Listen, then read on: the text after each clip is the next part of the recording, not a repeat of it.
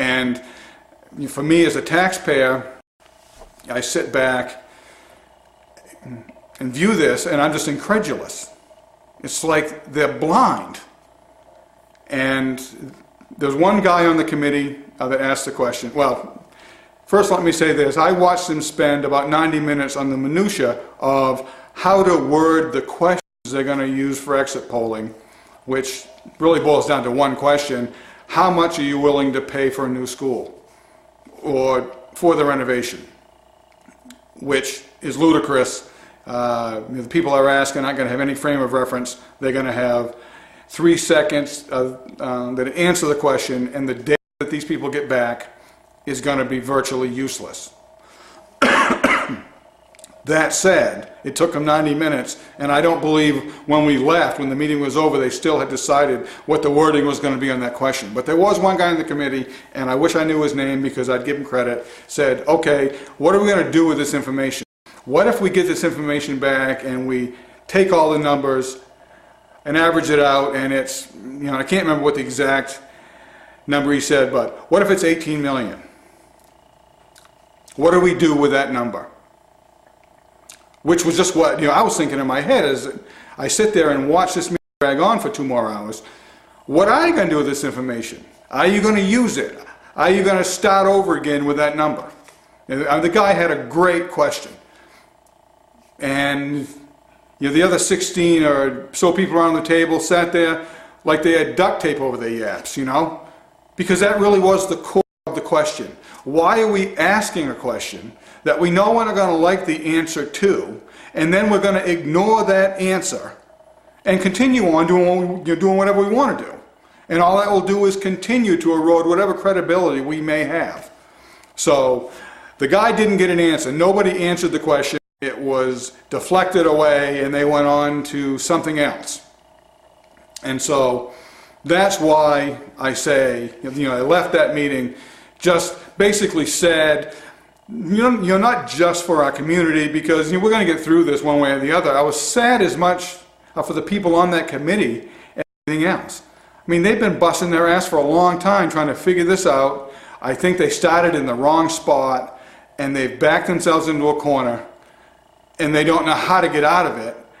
And it's almost become like that fable, the emperor has no clothes. Nobody wants to be the first to stand up and say, hey folks, we've lost our mind. This is not going to work. We need to start over from with a different perspective and a different set of parameters around what we're going to do. And nobody there evidently has backbone enough to be the first one to say it. And I cannot believe of the 18 people there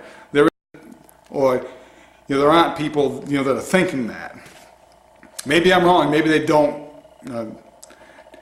think that. I don't know, but clearly I do, and I think the majority of the people in the community also do. Lastly, I would say we've paid Harriman Associates, I guess in the ballpark of $700,000 so far on all these redesigns.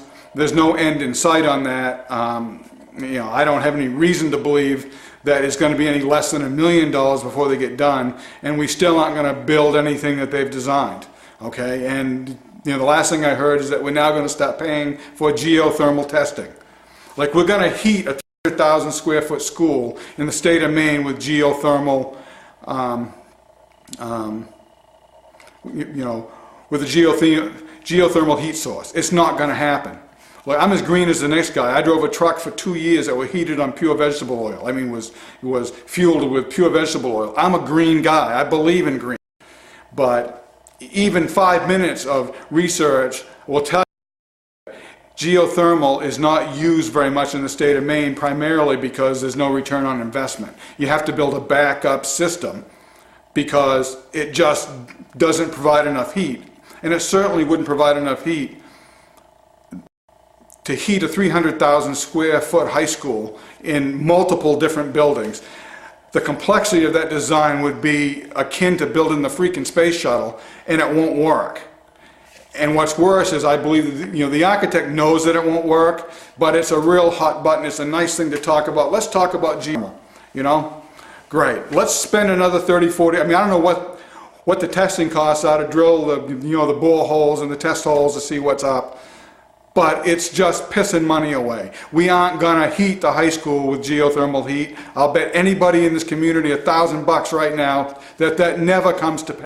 And yet there's no one on this committee that will stand up and say, hey, look, we can't afford to even do the testing because the odds of it happening are like 3%. Now, the world I'm from, you know, statistical process control and all that. I mean, you do a return on investment analysis, you know, in Six Sigma and all of the different operational methodologies that I use. You do a return on investment scenario before you even start. And you know, that hasn't even crossed anyone's mind, I guess. Let's just go do some testing. Let's go spend another 25 grand drilling boreholes. Now, I don't know what it's going to cost. Maybe it's not that much. I don't know. But I can tell you this. It's just a good example of the way we operate around this, you know, this project that they're trying to do. Money appears to be no object. And one of the questions I would ask is, you know, at what point does the architect have a responsibility to save his client from himself, or from themselves in this case, okay? I don't know how they, in good conscience, can keep on billing. You know, there's 2 of them at this meeting, and they're not coming there for free. And I'm not saying they should come there for free. I'm just saying the tab goes up and up and up daily on this thing. And I don't like it. I don't like it as a taxpayer. I don't like the fact that the people on this committee don't understand or are seemingly blind to the realities of mood in South Portland, and evidently don't watch any TV or read the newspaper and see what a financial crisis we're in all around the world, and to be taking on $50 million of debt with, by the way, a worsening bond rating we have as a community, you know, so the interest rates are, you know, will be higher than they need to be, is just beyond me. So that's why I want to be on the school board, because I would like to see if I have, you know, some kind of an effect on this process. So I got a lot more to say, but I'm going to stop now and I'll be back later. Thank you.